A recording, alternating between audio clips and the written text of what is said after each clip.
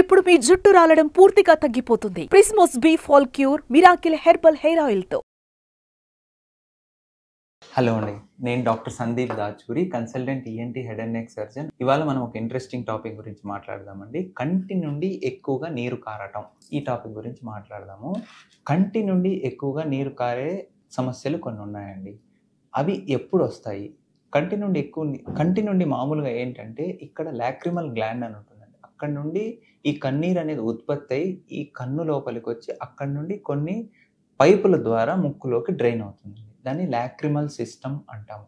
అంటే ఈ పై లిడ్ కింద వచ్చేసి అప్పర్ కెనాలిక్యులస్ అని, ఇన్ఫీరియర్ కెనాలిక్యులస్ అని, కామన్ కెనాలిక్యులస్ అని, అవన్నీ కలిసి ఒక లాక్రిమల్ డక్ట్లోకి వస్తాయి. అక్కడి నుంచి ముక్కులోంచి మనము మింగేస్తుంటాం, మన కన్నీళ్ళని మనమే మింగేస్తుంటాం. సో ఈ సిస్టంలో ఎక్కడైనా బ్లాకేజెస్ వస్తే ఆ నీరు ఆ పైప్లో ఉండి వెళ్ళలేదు కాబట్టి మనకు ఈ బుగ్గ మీదకి కారిపోతూ ఉంటాయి. ఈ సమస్య ఉన్న వాళ్ళకి ఏమి చేయాలి?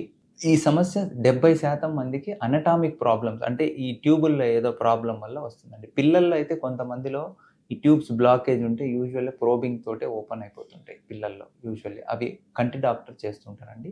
30% ఫంక్షనల్ ప్రాబ్లమ్స్, అంటే ఆ వాల్వులు సరిగ్గా పనిచేయకపోవడం వల్ల, ఆ పైపింగ్ సిస్టంలో ఉన్న వాల్వులు సరిగ్గా పనిచేయకపోవడం వల్ల వచ్చే ప్రాబ్లమ్స్ అండి. ఈ అనటామిక్ ప్రాబ్లమ్స్ అంటే ఏవైతే పైపులు బ్లాక్ అయిపోవడం వల్ల వచ్చే ప్రాబ్లమ్స్ మనకు సర్జరీతో సక్సెస్ రేట్ బాగుంటుందండి. ఫంక్షనల్ ప్రాబ్లమ్స్ ఉన్న వాళ్ళలో సర్జరీ అంత సక్సెస్ఫుల్ కాదు.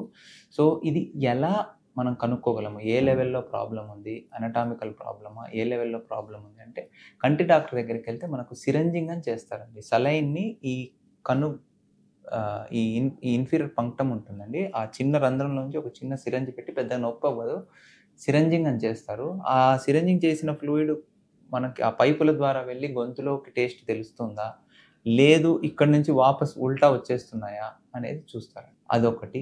లేదు అంటే ప్రోబింగ్ అంటారండి.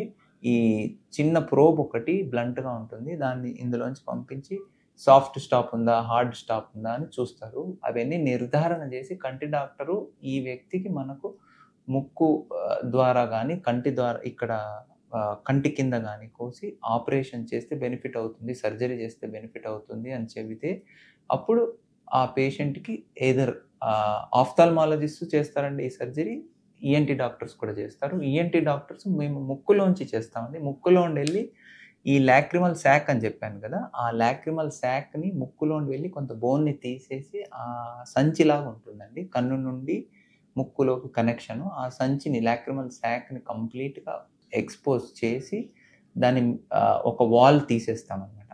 ఆ మూటకి ఒక వాల్, ఆ మూటను ఓపెన్ చేస్తాం ముక్కులోకి. సో దట్ ఈ కన్నీళ్ళు ఏవైతే ఉత్పత్తి ఆ ట్యూబ్స్లోకి వెళ్తాయో అవి ఈజీగా ముక్కులోకి డ్రైన్ అయిపోవటానికి ఉంటుందండి.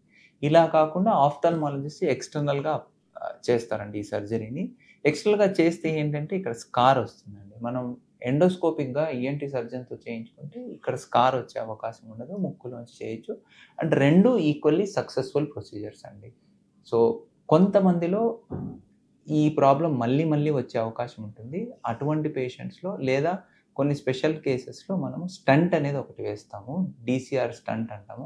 అది ఒక చిన్న సిలికాన్ ట్యూబ్ లాగా ఉంటుందండి. మన పాయసం చేస్తే ఒక ట్యూబ్ లాగా ఉంటుంది కదా పాయసం, అలాంటి ఒక ట్యూబ్ కంట్లోంచి ముక్కులో కనెక్షన్ పెడతాము. అది ఒక 6 వారాల నుంచి 8 వారాల తర్వాత తీసేస్తాము. ఆ తర్వాత కంట్లో ఉత్పత్తి అయిన నీరు ఫ్రీగా, ఆ ట్యూబ్స్ బాగా పేటెంట్గా ఉంటాయి కాబట్టి కంట్లో ఉన్న నీరు ముక్కులోకి వెళ్ళిపోయి మనకి ఈ ప్రాబ్లం ఉండదు.